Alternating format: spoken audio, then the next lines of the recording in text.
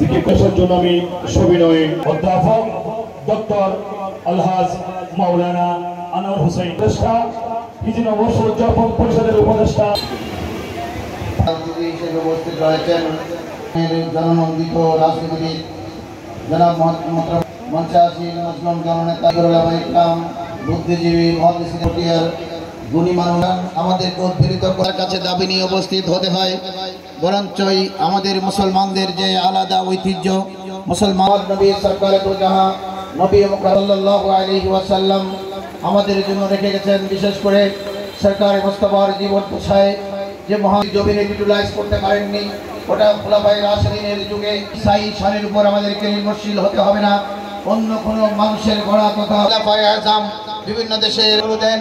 ওগুলো আমরা হয়ে গেছে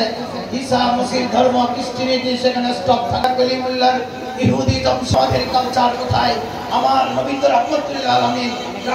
আলামিনের পূর্ণাঙ্গ এসেছেন আমরা সেদিনকে হিজরি সন গণনা করতে চাই অথবা যেদিন মুসলমান দিন কন্টিক করতে চাই নানা বিষয়ে আলোচনা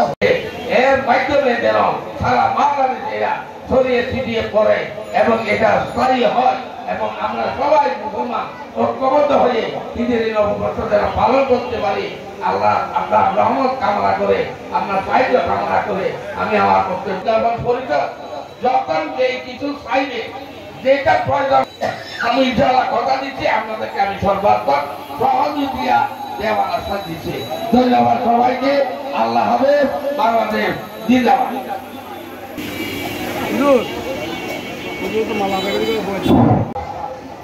এই পরিয়া থেকেই ব্রিটিশ বিরোধী আন্দোলন শুরু হয়েছিল এই পরিয়া থেকেই স্বাধীনতা ঘোষণা শহীদ প্রেসিডেন্ট জিয়াউর রহমান স্বাধীনতা ঘোষণা করে পটিয়ায় অবস্থান করেছিলেন এই পটিয়া আমাদের গৌরব আমাদের সমাজ আজকে হিজরি নববর্ষ উদযাপন উপলক্ষে এখানে যারা উপস্থিত হয়েছেন সবাইকে এই হিজরি নববর্ষের শুভেচ্ছা এবং অভিনন্দন মেরা ভাইয়েরা হিজরি নববর্ষের উত্তাপ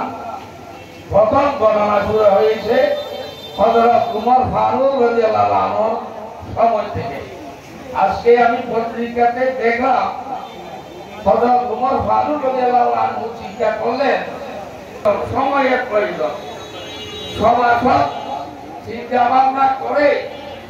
আমাদের প্রিয় নবী হযরত মুহাম্মদ মুস্তাফা সাল্লাল্লাহু আলাইহি ওয়াসাল্লাম যখন মক্কা শরীফ থেকে হিজরত করলেন